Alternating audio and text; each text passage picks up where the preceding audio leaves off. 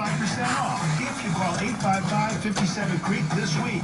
And saving money sure sounds better to me. Hey, if Chris Core is shilling it, I'm buying it. All right, folks. How you doing, everybody? It's Dave. Got the camos on.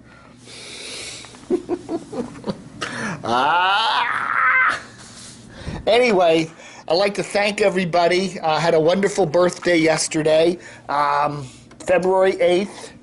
February 8th is my birthday. Every year it's the same day. I'd like to thank somebody who, look at this. Isn't this nice? Isn't this effing cool? I mean, this was cool. Somebody sent me this little doggy. Even my little beagle, Don O'Brien, loves you, Dave. Happy birthday, Dave. And there's my kooky picture.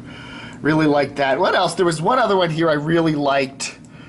Just want to, this is Facebook, and of course, you get bazillions of messages on here. Where was the other one? There's somebody. There I am. Look at me. That was last year, actually. Happy birthday, you magnificent bastard. Where was the other thing? There was one other thing in here I really wanted to, oh dear, there we go. Larry O'Connor, Donald Trump Jr. sent me a really nice happy birthday from New Hampshire. Love your friends, Larry O'Connor and Donald Trump Jr. So that was really nice. Thank you all so much. And thank you to the hundreds and hundreds and hundreds of people who sent me Facebook messages yesterday. I do appreciate it. Got a birthday card in the mail the other day. Look at that. Isn't that weird? Somebody actually put their dog on their stamp. That was pretty cool. And also got this from my good friend Michael. The Tomorrow Show with Tom Snyder, Punk and New Wave. That's cool. I got this nice radio card. I got a nice letter from Arch Miller Campbell. Here's your damn $39 for your DCRTV Plus special. Keep up the work. Yeah, I didn't know that his middle name was Miller. Anyway, also got this Dean Martin, Making Spirits Bright, Christmas songs. I don't know, it's kind of late. Got this a VHS of Turner Classic Movies. Mr. Blandings Builds His Dream House, which is a cool movie, and I love it, and I have it on VHS, but I don't have the Robert Osborne intro, so that's cool. And I also got this from a friend, my good friend, here, Tales from the Crypt. So it's got 45% off, taken at the discount taken at the register. So anyway, thank you all so much for a nice and a wondrous birthday yesterday. So anyway, the news this week, not a lot of news. The ratings. A couple of things are interesting in the ratings that I wanted to point out. We're looking at the January numbers that are coming in, trickling in every week. Some of the changes we're seeing. TOP and AMU are at the top as usual. WASH is doing well. Hot 99.5 is doing well. HUR is doing well. PGC is now a solid top 10 performer, so that's good for them. For a long time there, they weren't. MMJ seems to be benefiting really well from Donnie Simpson in afternoons. They're up there solidly there in the middle of the top 10. They were 6 in this past ratings roundup. Big is doing well. KYS seems to be moving up as a solid top 10 performer now with the new morning show and all that. What else? Fresh, just outside the top 10. MAL is slagging a little bit. Now that's interesting because you'd think MAL, they sound good. I mean, Larry sounds good. Brian sounds like Brian, but Larry sounds good. Again, what MAL needs to do desperately is they need to get rid of Michael Savage, and they need to have a live and local all afternoon drive show, not just an hour of Larry, But anyway, that's what they need to do. So they're sagging, which is odd because with all the political junk coming up and the primaries, you'd think they would be surging in the ratings. I don't know. Praise is doing well. They're almost in the top 10 there.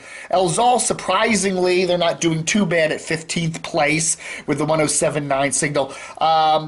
RQX, they're just not going much. They're 17th place. Okay, now it's, so putting Jack Diamond back on, they've done no promotion for him. Does anybody even, you don't even hear about him. He's not on social media. I mean, he is on social media, but there's not a lot of hubbub about it. But anyway, that's one station that just needs to literally just start over. They really need to just completely start over with RQX. Now, here's the mystery, is DC101. Their numbers lately for the last 6 months have really been anemic. and they're down to 17th, tied with the RQX. They're really anemic. I don't know what's wrong. My gut feeling, is that alt-rock format is just kind of out of gas.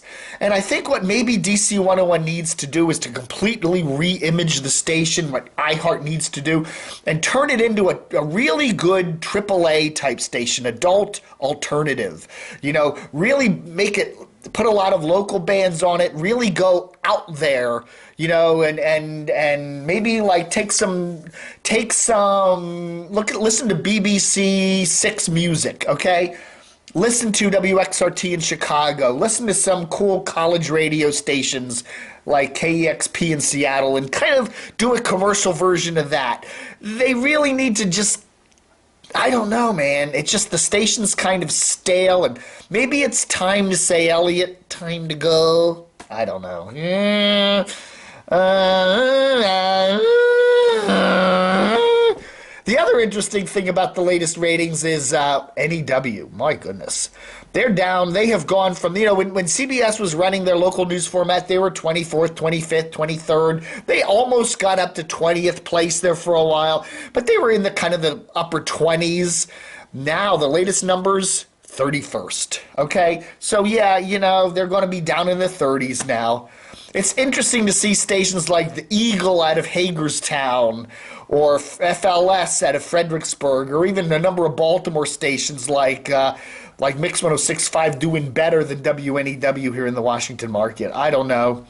It's sad. The sad story of 99.1, but whatever. Well, oy vey is what we say, huh? All right, interesting. I'm going to splice in a little bit of comment here. The other day, I was talking to one of my old radio buddies who works here near me at a UPS store, Larry Burnett. He has some comments on working with the late, great Bill Parris, who passed away recently, a longtime radio guy. He owned Winx Radio. He owned WAMD in Aberdeen. He owned the KMZ network. He did a lot of studio production work for a bunch of ethnic stations like on 1390 and 1600 and whatever. And really cool radio guy. Anyway, some memories now from Larry on Bill.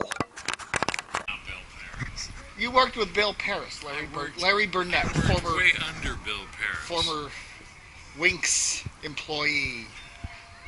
What years? I passed him in the hall once or twice. What years? I don't know, 1985,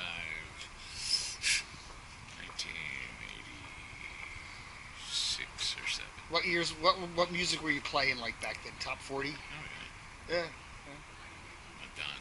Madonna. Okay, so Bill owned the station. Yeah, his whatever company he had was the owner of the station. He stopped by every now and then, and we would scatter. so I mean, I knew what he looked like. That was about it. That was about it? Yeah. Okay. I don't think I had 10 words exchanged with him. Okay. In years.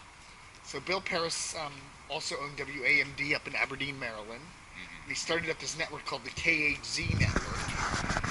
So you could do like top 40, old classic top 40 radio on a bunch of area stations. Yeah. I guess he had studio facilities too, didn't he? Where he would... honestly, I don't know. Okay. Yeah, he did. He had studio facilities there in Rockville and a lot of those ethnic stations, including the one that's on 1600 right now, which is the old Winx frequency. Yeah, okay. You're interviewing yourself here, Bill Parris. I emailed him a couple times. I never met him.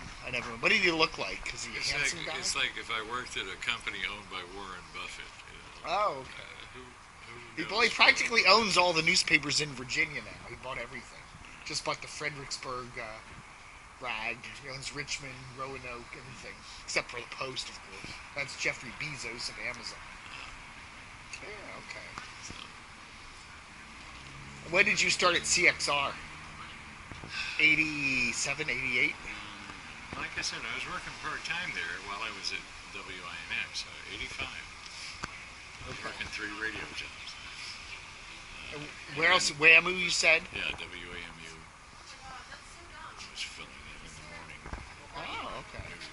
see Diane Rehm much? No. No. No, Bill Redlin. Bill Redlin. He was I the knew guy. Bill. Yeah, Bill used to live here in Reston, I think. And he moved out to West Virginia when he He did retired. mornings there. And Yeah. when he got sick or couldn't make it. He was the newsman, right? Yeah. Bill Redlin. He was a news director, I think. Oh, the news director. Okay. All right. Thanks, Larry. All right, folks, so that's that. I'm going to try my Neal Augenstein impersonation because everybody wants me to do it. Are you ready? This is Neal Augenstein, WTOP Radio. This is Neal Augenstein, WTOP Radio. Anyway, I'll try next time. Next time I'm going to do my Mark Seagraves neck imitation. His flabby neck. He's actually looking a little better. They've got him wearing higher collar shirts and doing the lighting a little differently there, so his neck doesn't quite look as flabby. I posted a picture of him back in December, and maybe it was just the lighting, but he needs a little neck tuck work. All right, folks. Thanks for watching Dave TV for the 9th of February 2016. Book 'em, Deno.